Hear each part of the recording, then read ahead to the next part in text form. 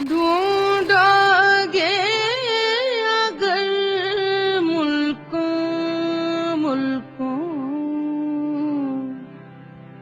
ملنے کے نہیں نایاب ہم، ڈھونڈا گے اگر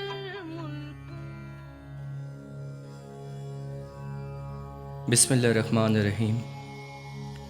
حضرت علی کا فرمان ہے کہ زندگی ایسے گزارو کہ جب تک زندہ رہو لوگ تم سے ملنے کے مشتاق رہیں، اور جب اس دنیا سے چلے جاؤ تو تمہاری یاد میں آنسو بہائیں۔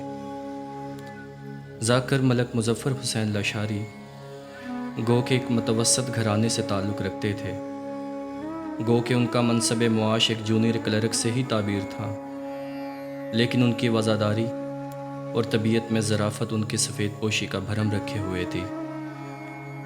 اگرچہ مالی تنگ دستی تادم میں آخر آپ کے دامن گیر رہی، تاہم خدائے بزرگ برتر نے ایمان کی جس بے بات دولت سے آپ کو نوازا ہوا تھا وہ آنے والی نسلوں تک کے لیے باعث رشک رہے گی۔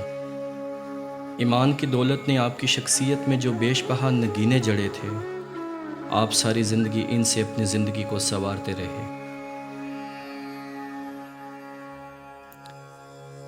یہ ایمان ہی تھا جس نے آپ کو زندگی بھر نہ ڈر اور بے خوف رکھا۔ آپ زندگی کی پریشانیوں اور تکلیفوں کو وقت کا ایک ادنا سا مذاق سمجھتے تھے اور امید کے دیے کبھی بجھنے نہیں دیتے تھے۔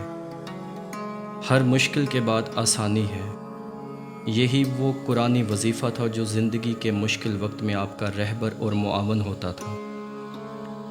آپ نہ صرف خود اچھے اور خوشگوار وقت کے لیے پر امید رہتے، بلکہ خود سے منسلک تمام لوگوں کو بھی مایوسی کے بھنور سے نکلنے میں ان کی مدد کرتے تھے۔ ایمان کی دولت نے جہاں ان کی شخصیت کو خوش اخلاقی، راست گوئی، دلیری، سخاوت، قناعت پسندی اور سادگی جیسے نگینوں سے مزین کیا ہوا تھا، وہیں اس ایمان جیسی دولت نے آپ کو زندگی بھر عاجزی کے سمندر میں غوطہ زن رکھا۔ عاجزی ہی وہ صفت تھی جس پر ان کی پر اثر شخصیت کی بنیاد کھڑی تھی، اور اس بنیاد کو عزاداری امام حسین کے وظیفے نے مضبوط سے مضبوط تر کیے رکھا۔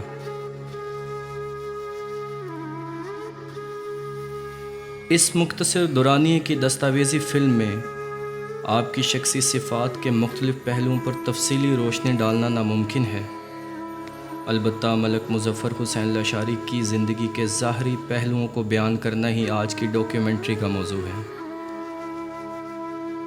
ملک سردار محمد خان بلوچ عرف ملک دارا کے فرزند ملک مظفر حسین لاشاری 8 جون 1963 میں بکر محلہ صدر بازار لاہور کینٹ میں پیدا ہوئے۔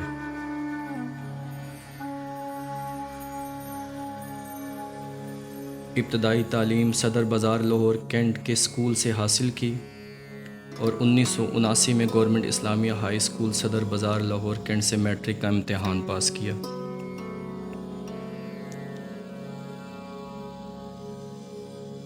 آپ کو بچپن ہی سے اسپورٹس میں بہت دلچسپی تھی، وہ ایک پروفیشنل ایتھلیٹ بننا چاہتے تھے۔ یہی وجہ ہے کہ بچپن اور نوجوانی کا بیشتر وقت دوڑ، باکسنگ اور فٹ بال جیسے کھیلوں میں گزارا۔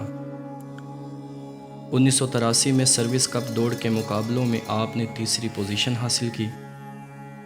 اس کے علاوہ 1984 میں اسلامی جمہوریہ ایران کے تعاون سے علاقائی دوڑ کے مقابلے منعقد کیے گئے جس میں آپ نے 6ٹھی پوزیشن حاصل کی۔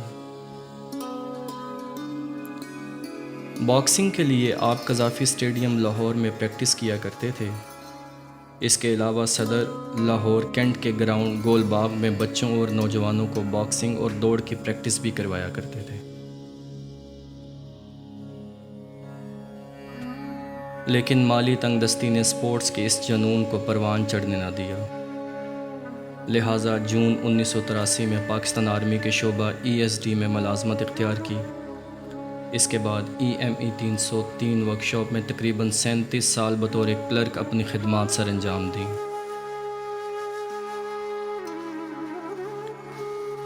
سرکاری ادارے میں معمولی سی کلرک کی نوکری سے جب گھر کا گزارا مشکل ہوا تو نوکری سے فراغت کے بعد شام کے وقت بھی تلاش معاش کے لیے سرگرداں رہے، یہاں تک کہ مزدوری کے کام بھی سر انجام دینے میں آپ نے کبھی شرم محسوس نہ کی۔ رزق حلال ہی آپ کا مطمع نظر تھا، محنت مزدوری کو وہ انسان کی عظمت سمجھتے تھے۔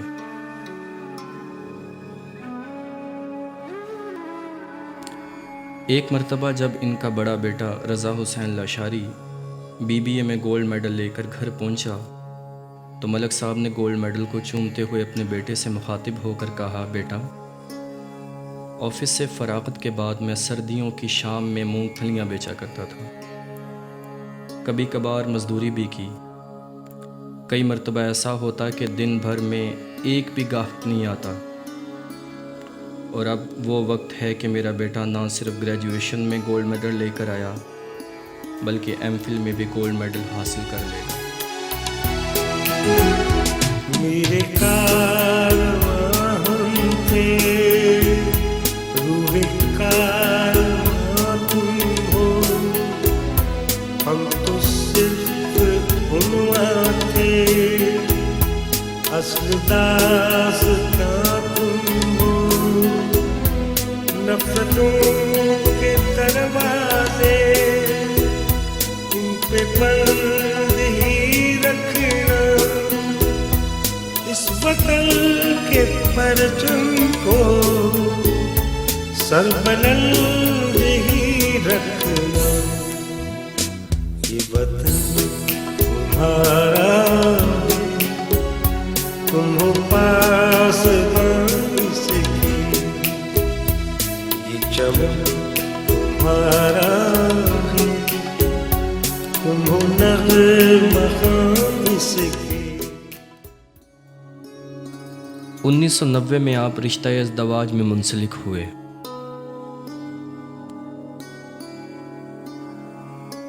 دو بیٹے اور دو بیٹیاں آپ کا کل اثاثہ ہیں۔ بچوں کی تعلیم و تربیت آپ کی زندگی کا نصب العین تھا، اور پھر ایک وقت وہ آیا جب خاندان میں آپ کا گھر واحد گھر تھا جہاں ہر بچے نے ماسٹر کی ڈگری حاصل کی۔ ذاکری اور مدح اہل بیت کا باقاعدہ آغاز 2009 میں کیا۔ شروع میں محسن نقوی کے اشعار منبر پر پڑھا کرتے تھے، بعد ازاں خود بھی منقبت لکھنے لگے۔ آپ کے اپنے ہاتھ سے لکھی ہوئی اپنی رباعیات اور قطعات آپ کے بچوں کے پاس محفوظ ہیں۔ مختصر سے وقت کے لیے منبر پر آنا، سامعین کی تعداد اور داد سے بے نیاز ہو کر فضائل و مصائب بیان کرنا اور سب کے حق میں اختتامی دعا کرنا، یہ سب آپ کی ذاکری کے نمایاں پہلو تھے۔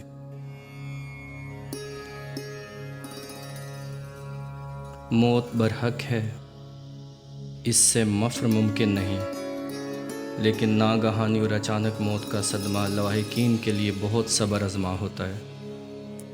ایک انسان جو چند گھنٹوں قبل اپنے گھر والوں کے درمیان خوش گپیوں میں مصروف تھا، کچھ گھنٹوں بعد ہی انہی گھر والوں کے سامنے اس دار فانی سے کوچ کر جاتا ہے۔ یہ 25 جون 2019 منگل کی صبح تھی جب یہ سب ہوا۔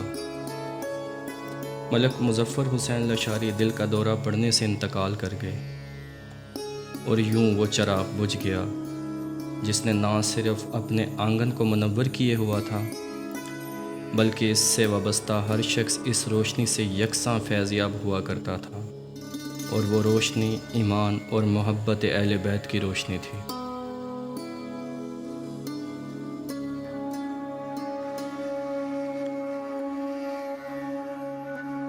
بچھڑا کچھ اس ادا سے کہ رت ہی بدل گئی، ایک شخص سارے شہر کو ویران کر گیا۔